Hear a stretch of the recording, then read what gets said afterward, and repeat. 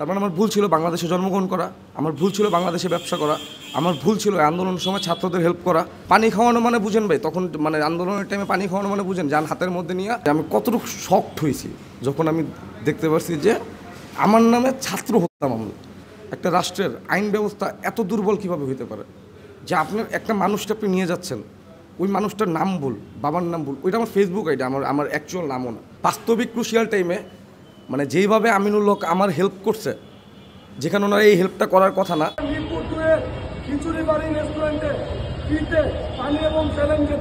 যে আন্দোলনকৃত শিক্ষার্থীরা যদি আন্দোলন করার টাইমে রাস্তায় যদি তাদের গরমের মধ্যে ঠান্ডা পানির অথবা কোনো খাবারের প্রয়োজন হয়, সেক্ষেত্রে তারা ফ্রিতে খিচুড়ি বাড়িতে এসে খাবার দাবার খেতে পারবে, তার পাশাপাশি হচ্ছে তারা রেস্ট করতে পারবে। হ্যাঁ, তো এটা কিন্তু আমরা মন সাফ দিল সাফ রেখা আপনার পোস্টটা করছিলাম, কোনো মানে পলিটিক্যাল অ্যাঙ্গেল থেকে না। হ্যাঁ, সো 17 তারিখে পোস্ট করছিলাম। আপনার ওই পোস্ট হচ্ছে বাংলাদেশের টপ ট্রেন্ডিংয়ে চলে যায়। আপনার ওই পোস্টে প্রায় 85,000 রিয়েক্ট পড়ে, ঠিক আছে। তো 85,000 রিয়েক্ট পড়ার পরে যেটা হয়, আপনার 20 তারিখ রাত্রেবেলা হচ্ছে আমার দোকানের সামনে র্যাব, পুলিশ, ডিবি, মোটামুটি পুরো ফোর্স যা আছে সবাই মিলা চলে আসে।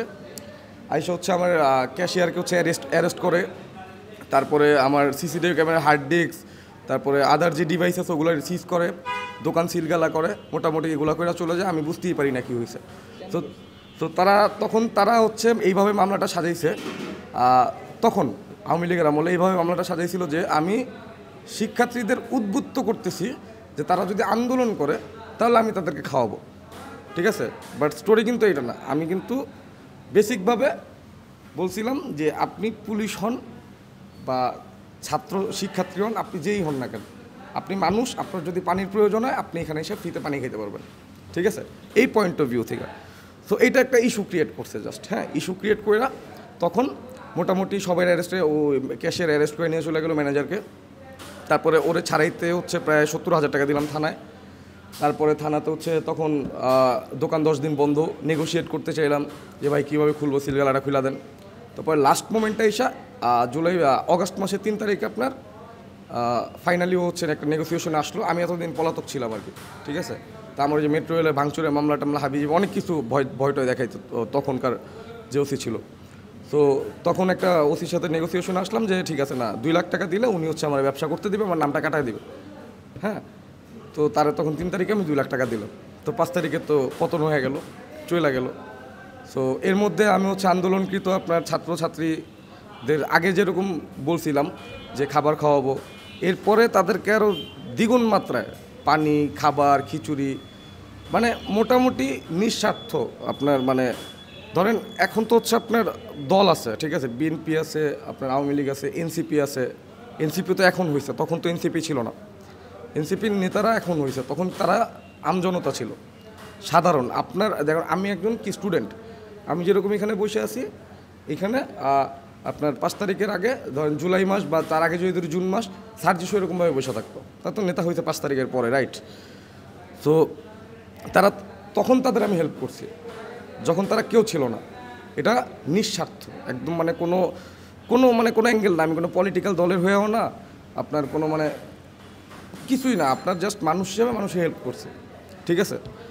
তো ওই ক্রুশিয়াল টাইমে যখন তারা পলায়া ছিল বা দৌড়ের উপরে ছিল, ক্রুশিয়াল টাইমে আমি একজন বাংলাদেশের নাগরিক হিসাবে যে মানবতা দেখায় তাদের হেল্প করছি। আমি যদি কোনো ঝামেলায় পড়ি, আমি নিশ্চয়ই ওই ঝামেলাতে ওভারকাম করার জন্য তাদের হেল্পের একটা বা সহযোগিতার একটা এক্সপেকটেশন রাখতে পারি এই রিলেটেড ঝামেলায়।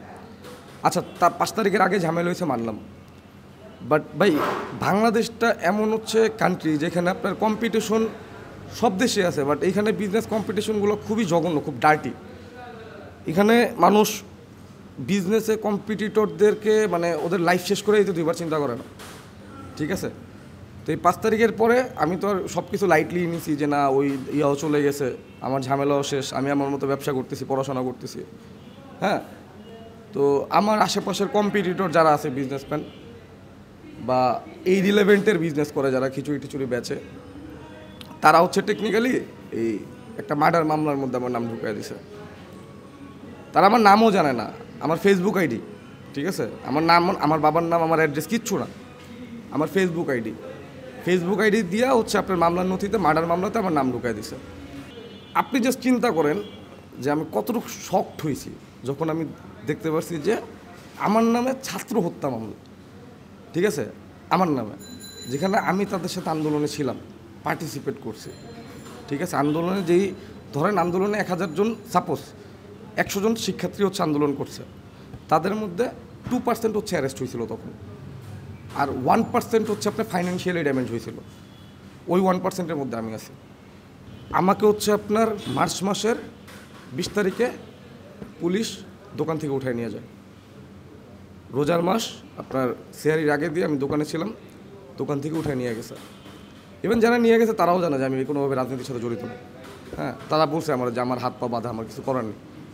হ্যাঁ, আমি তখন তাদের একটা কোশ্চেনই করছি যে ভাই, একটা দেশের, একটা রাষ্ট্রের আইন ব্যবস্থা এত দুর্বল কীভাবে হইতে পারে যে আপনার একটা মানুষটা আপনি নিয়ে যাচ্ছেন, ওই মানুষটার নাম ভুল, বাবার নাম ভুল, ওইটা আমার ফেসবুক আইডি, আমার অ্যাকচুয়াল নামও না, বা মানে সব ইনফরমেশন ভুল, সব কিছু ভুল, আপনি তারপরেও উইদাউট এনি জাস্টিফিকেশন আপনি যাই না বুঝা দেন হচ্ছে আপনি নিয়ে যাচ্ছেন সাজা দেয়। এটা এত এত দুর্বল কীভাবে? তুমি বলছে যে আমার হাত পা বাঁধা, আমার কিছু করার নেই। আমাকে যখন নিয়ে যায়, আমার ব্যবসা তো ধরেন আমার ফ্যামিলির কেউ দেখতো না, আমি একাই দেখতাম, তো তারাও ঘাবড়ায় যে অনেকে অনেক ধরনের ভয় দেখাইছে। হ্যাঁ, অনেকে অনেক ধরনের ভয় দেখাইছে আমার আব্বুকে, আমার বোনকে, যে এই হবে, সেই হবে, সাজা হবে, ফাঁসি হবে, ঠিক আছে, অনেক টাকা লাগবে। মোটামুটি যত জায়গায় গেছে সব জায়গাতেই ইদার টাকা, ইদার ভয়। যাদের কাছেই আমার বাবা হচ্ছে আপনার অসহায়ের মতো গেছে, যেখানে অসহায়ের মতো যাওয়ার কথা না। তো আমি তো মানে মাদক মামলাও খাইনি, আমি তো রেপ কেসও খাইনি, আমি তো কোনো অপরাধ করে হচ্ছে জেলে যাইনি, আমি নিরপরাধ, এটা সবাই জানে। তারপরেও হচ্ছে আমার বাবা সবার কাছে অসহায়ের মতো গিয়ে আপনার জাস্ট ভিক্ষা চাইছে যে আপনারা কী হেল্প করতে পারবেন। আমার ছেলে আমার 2000+ ছবি দেখাইছে যে আমি আন্দোলনের সাথে জড়িত ছিলাম, আমি যে ফুড ডিসবার্স করছি, ঠিক আছে, বা আমি ইভেন এইভাবে বলছে যে আপনারা কেউ যদি, আওয়ামী লীগ 17 বছর ক্ষমতায় ছিল, একটা নর্মাল একটা ছবি থাকতেই পারে, আওয়ামী লীগের যে কোনো নেতার সাথে থাকতে পারে না, বাট আমার বাবা এইভাবে চ্যালেঞ্জ করতে পারছে যে আপনারা কেউ যদি আওয়ামী লীগের কোনো একটা নেতা বা ছাত্রলীগের কোনো একটা নেতা বা কোনো প্রকার রাজনৈতিক কোনো একটা ব্যক্তির সাথে আমার ছেলের একটা ছবি দেখাতে পারেন, আমি বলবো মোড়ে ফাঁসি দিয়ে দিতে। আমার সাথে যে ইনজাস্টিসটা হইতেছে বা হয়েছে, এইটা নিয়ে কেউ তদারকি করেনি, এইটা নিয়ে কেউ কথা বলেনি, এটা নিয়ে কেউ স্টেপ আগে আসে নাই। তার মানে আমি কি বুঝছি যে যারা যে কাজ করছে সবাই নিজের পার্সোনাল স্বার্থের জন্য করছে, শুধুমাত্র আমি ছাড়া। তার মানে আমার ভুল ছিল বাংলাদেশে জন্মগ্রহণ করা, আমার ভুল ছিল বাংলাদেশে ব্যবসা করা, আমার ভুল ছিল আন্দোলনের সময় ছাত্রদের হেল্প করা, আমার ভুল ছিল আপনার আন্দোলনের টাইমে আমার এটা চিন্তা করা যে আমিও একটা ছাত্র, আরেকটা ছাত্র রাস্তার মধ্যে আন্দোলন করতেছে, ওর হয়তো বা খাবারের দরকার হইতে পারে, ওর পকেটে টাকা না থাকতে পারে, আমি যেহেতু ব্যবসা করি আমি হচ্ছে ওরে পানি খাওয়াই গিয়া সোয়াবও হইব, ওর আত্মাও দোয়া দিব। এটা আমার চিন্তা করা ভুল ছিল, এটা চিন্তা না করলে তো এত ঝামেলা হইতো না, তাই না? সো তারপরও যদি এই ঝামেলার মধ্যে এই আমার অ্যারেস্ট করলো, এইটা নিয়ে যদি স্টেপ ডাউন করতো, ইচ অ্যান্ড এভরি পার্সনের কাছে গেছে আমার বাবা, এনসিপির অফিসে গেছে, মানে সরকারি অফিসে গেলে চক্কর খায় যেভাবে ঘুরে, ব্যস্ততা, ঠিক আছে, ওই রকম ব্যস্ততার চক্কর খাইছে জাস্ট খালি। ওনারা প্রচুর ব্যস্ত হয়ে গেছে এখন, অনেক ব্যস্ত, ওনারা প্রচুর পরিমাণে ব্যস্ত। ওনারা ধরেন কে ওনাদের সাথে ছিল, কে ওনাদের হেল্প করছে, কাদের থ্রুতে হয়েছে। এই 5 তারিখের আপনার এই ইফেক্টটা হওয়ার পিছনে সোশ্যাল মিডিয়ার অনেক বড় একটা হাত আছে। ওই সোশ্যাল মিডিয়াতে টপ ট্রেন্ডিং 5 পোস্টের মধ্যে আমার পোস্ট ছিল, 85,000 রিয়েক্ট। সো কার কন্ট্রিবিউশন কতটুকু এগুলো তাদের মনে রাখার টাইম নেই, তারা এখন প্রচুর ব্যস্ত, ঠিক আছে। এই টাইমে এসে আমি হেল্প পাইছি কার কাছ থেকে? যারা আমি চিনি না, জানি না, তার সাথে আমি কোনো প্রকার কোনোভাবে লিঙ্ক না, সম্পৃক্ত না, সে আমার এলাকার একজন মানুষ, পলিটিক্যাল ফিগার।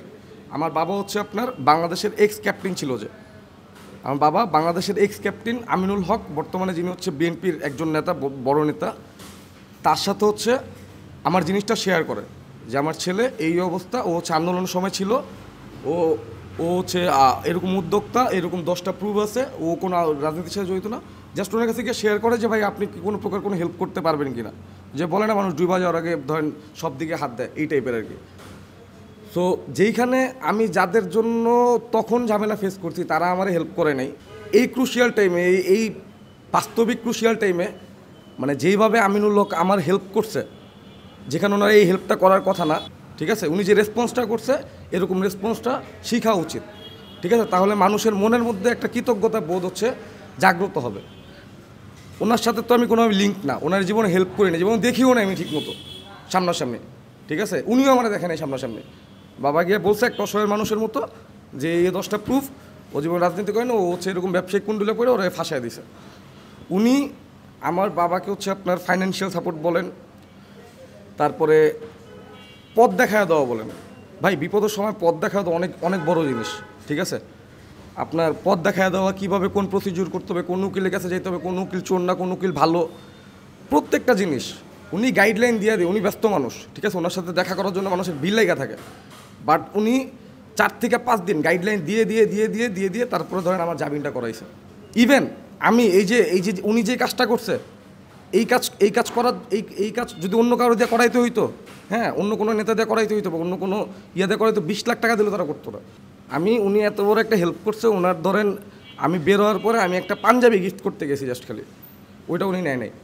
তো এই জিনিসটা আমি যাদের তখন খাওয়াইছি, হ্যাঁ, আমি যখন তাদের খাওয়াইছি নিজের জান হাতের মধ্যে নিয়ে, তখন পানি খাওয়ানো মানে বুঝেন ভাই, তখন মানে আন্দোলনের টাইমে পানি খাওয়ানো মানে বুঝেন, জান হাতের মধ্যে নিয়ে আমি যাদের খাওয়াইছি, যাদের হেল্প করছি, যাদের সাথে আন্দোলন করছি, তারা কিন্তু করে নাই। তো আমি বলবো তারা যদি রাজনীতি করতে চায় সবার আগে তাদের ভালো মানুষ হইতে হবে, নাহলে আমার মনে এখন যেরকম একটা নেগেটিভ ইমপ্রেশন আছে এরকম আস্তে আস্তে সবার মনে হয়ে যাবে। আমার বাবার কেন এনসিপির অফিসে যেয়ে বসে থাকতে হবে? তারা কেন আমার খুঁজে বের করলো না যে আমার সাথে ইনসিডেন্ট ঘটতেছে, আমার সাথে কেন ঘটতেছে? আমার তো 1-2টা প্রমাণ না, একটা লোকে যে টিভিতেও হচ্ছে আপনার কতগুলো চ্যানেলে আমি বের হওয়ার পরে ভিডিও করছি আমার যদি কোনো ব্যাড রেকর্ড থাকতো এই পর্যন্ত কি একটা হলো নেগেটিভ ভিডিও পাইতেন না? একটা হলো হচ্ছে আপনি নেগেটিভ পোস্ট পাইতেন না? একটা হলো নেগেটিভ ছবি পাইতেন না? একটা পাইছেন? যে জিনিসটা ওটা পাইবেন কই থেকে হবে? এটা তো পসিবল, এটা হয়ই নাই জীবনে, ঠিক আছে, এটা হয় নাই। আমি ছিলাম না কোনো রাজনীতির সাথে জড়িত, ইভেন আমি তখন আপনার আন্দোলনের সাথেও জড়িত ছিলাম না। আমি ব্যবসা করি, আমি প্রতিদিন দোকানে 50-60 জন ফকির খাওয়াই, আমি মানুষের পেট ভরতে শিখছি। আমি সেখান থেকে ধরেন আপনার ওদেরকে মানবতার খাতিরেই খাওয়াইছি। ওরা খায় আন্দোলন করবো না কার লোকে মারামারি করবো এটা আমার দেখার বিষয় না, বাট ওই টাফ টাইমে আমি রিস্ক নিয়ে কাজটা করছি, ঠিক আছে, আমি স্ট্যান্ড নিছি। এটা বড় বড় মানুষ নিতে পারেনি তখন। সো আমার এই কথাগুলো বলার রিজন একটাই, আমার তাদের উপরে কোনো ক্ষোভ নাই, কোনো আক্ষেপ নেই। আমার আক্ষেপ যে আমি এই দেশে জন্ম হয়েছি, এই দেশের প্রতি এখন একটা আক্ষেপ হয়ে গেছে। এই দেশ থেকে যত দ্রুত সম্ভব গ্র্যাজুয়েশনটা শেষ হয়ে গেলে আমি চলে যাব MBA করতে।